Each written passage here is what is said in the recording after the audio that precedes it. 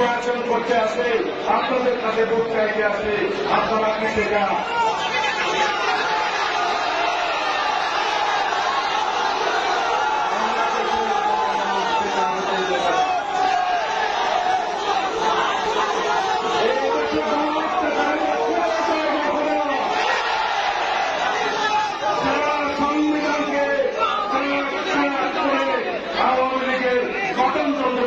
করেছে? সেই সংবিধানকে আমরা জনগণের জন্য গণতান্ত্রিক সংবিধান বানাতে চাই। আজকে কয়েকটা কথা আমাকে বলা যেতে হবে। আপনারা সবাই বাংলাদেশের মানুষ, বাংলাদেশের নাগরিক, বাংলাদেশি পরিচয়ে আপনারা বাংলাদেশে বসবাস করবেন। আমরা কেউ হিন্দু, মুসলমান, বৌদ্ধ, খ্রিস্টান কাউকে ভেদাভেদ করব না। সবাই এদেশের নাগরিক, সবাই তারা যার ধর্ম পালন করবে, কিন্তু এই দেশে কোনো কেউ সংখ্যালঘু হবে না। সবাই বাংলাদেশের নাগরিক হবে, সবার সমান অধিকার থাকবে, বৈষম্যমূলক কোনো চাকরিতে এই দেশে থাকবে না। আমরা সবাই বাংলাদেশি, আমরা সবাই রাজা এই বাংলাদেশের মুক্ত গণতান্ত্রিক বাংলাদেশে, স্বাধীন বাংলাদেশে আমরা সবাই স্বাধীনভাবে মুক্তভাবে আমাদের সকল অধিকারকে সংরক্ষণ করব। বন্ধুরা, আমাদের বিজয় এখন চূড়ান্তভাবে অর্জিত হয় না। সেই দিন আমরা চূড়ান্ত বিজয় অর্জন করব যেই দিন এই দেশে গণতান্ত্রিক প্রক্রিয়ায় নির্বাচনের মধ্য দিয়ে একটি রাজনৈতিক সরকার প্রতিষ্ঠা হবে। সেই দিন আমাদের চূড়ান্ত বিজয় হবে। আন্তর্জাতিক ষড়যন্ত্র চালু আছে, অভ্যন্তরীণ ষড়যন্ত্র চালু আছে। কৃষকরা এখনো বাংলাদেশের অভ্যন্তরীণ বিষয়ে হস্তক্ষেপ করার চিন্তা করছে। হুঁশিয়ার করে দিতে চাই, শেখ হাসিনা যদি দিল্লিতে বসে ষড়যন্ত্র করে তাকে ওখান থেকে টেনে হেসড়ে নিয়ে এসে বিচার করা হবে, আন্তর্জাতিক আদালতে বিচার করা হবে। তার কিছু কৃষকরা সমস্ত বাংলাদেশে কোথাও এমপি, কোথাও উপজেলা চেয়ারম্যান, কোথাও সুরাজ চামড়া কিছু আছে না। বাংলাদেশের জনগণ কাউকে ক্ষমা করে না। প্রত্যেকটা গুলির হিসাব নেওয়া হবে, শহীদের রক্তের প্রতিটি ফুটার হিসাব নেওয়া হবে। যারা বাংলাদেশের জনগণের উপরে গুলি চালিয়েছে, যারা নির্বাচনের বিরুদ্ধে যারা গণহত্যা চালিয়েছে, যারা দায়ী এবং তাদের দোষকদের প্রত্যেককে বিচারে কাজ করে রাখা।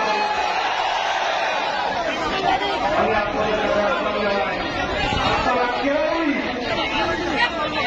আইন হাতে তুলে নেবেন না, তাকে আইনের হাতে সুপর্দ করুন।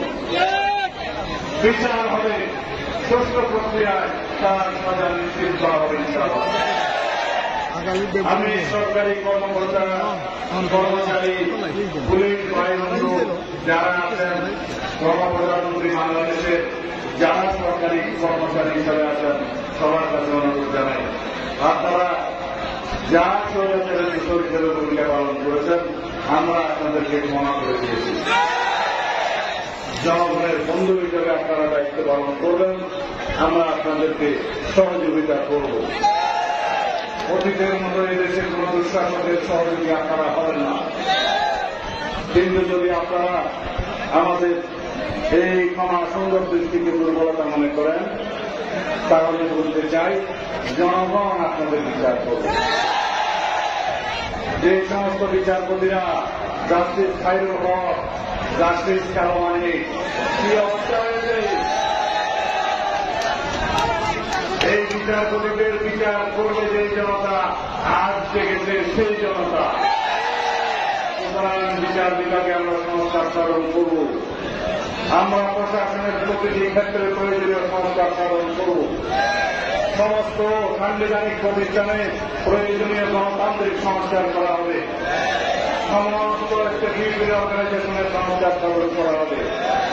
এই দেশের প্রত্যেকটি ক্ষেত্রে শেখ হাসিনা এবং তার সরকারি মিশররা যেভাবে এই রাষ্ট্রের সমস্ত অঙ্গ বিনষ্ট করে দিয়েছে, সেই অঙ্গগুলোকে সুন্দরভাবে গণতান্ত্রিক চেহারা দিয়ে এই দেশের মানুষের জন্য সুশাসন, আইনের শাসন নিশ্চিত করা হবে। ইনশাআল্লাহ আমরা আগামীতে আপনাদেরকে বলতে চাই, আপনারা আন্দোলন রাখবেন, রাজপথে আপনাদের কণ্ঠ উচ্চারিত হতে থাকবে, আপনাদের অধিকার যাতে কেউ ছিনিয়ে না নিতে পারে সেই জন্য আপনারা সবসময় সোচ্চার থাকবেন। ভবিষ্যতের সরকারও যাতে স্বৈরাচারী না হয়ে উঠতে পারে সেজন্য আপনারা আপনাদের অধিকারের বিষয়ে সবসময় সোচ্চার থাকবেন। সুতরাং জনগণের আন্দোলন অব্যাহত থাকবে, জনগণের রাজপথের আন্দোলন অব্যাহত রাখতে হবে, এই জন্য যে এখনো আওয়ামী বাকশালীদের ষড়যন্ত্র শেষ হয় না।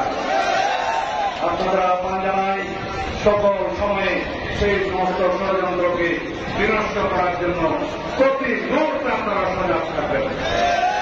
সেই দিন গণতান্ত্রিক প্রক্রিয়ার মধ্য দিয়ে জনগণের নির্বাচিত একটি সরকার সংসদে বসবে, সেদিন আমাদের প্রাথমিক বিজয় হবে। জনগণের অধিকার যাতে আমরা সমুন্নত রাখতে পারি, সেজন্য যাতে আমরা সবসময় সংগ্রামে লিপ্ত থাকতে পারি, সেজন্য আমাদেরকে প্রস্তুত থাকতে হবে। আমি আজকে আরো একটি জায়গায় আমাকে যেতে হবে, পেটুয়াতে যেতে হবে, ওখানে আমাদের পেটুয়াবাসী অপেক্ষা করছে। আপনারা যদি অনুমতি দেন আমি আপনাদের অনুমতি নিয়ে রওনা হতে পারি। দেখা হবে ইনশাআল্লাহ। আমি আজকে জীবিত, আমি আপনাদের সামনে আজকে জীবিত থেকে কথা বলছি। আমি জীবনে চিন্তা করি না আমি বেঁচে থাকবো। আমার কথা শুনেন, ভাই বন্ধুগণ, আমার বুঝে কথা শুনেন।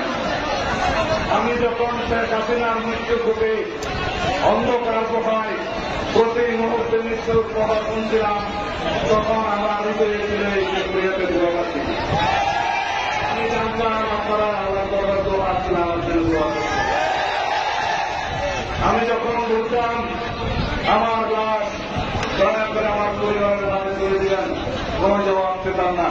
যদি আমার মৃত্যু হতো ওখানে, যদি তারা আমাকে হত্যা করত, তাহলে হয়তো আমি আপনাদের সামনে আসতে জানাতে পারতাম না।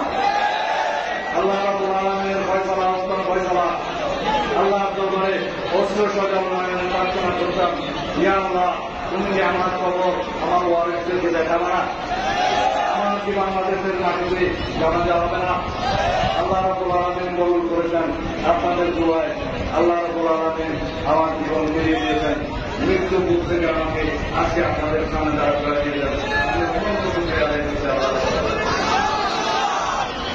সুতরাং আরো অনেক কাজ বাকি আছে, আল্লাহর হুকুম আছে।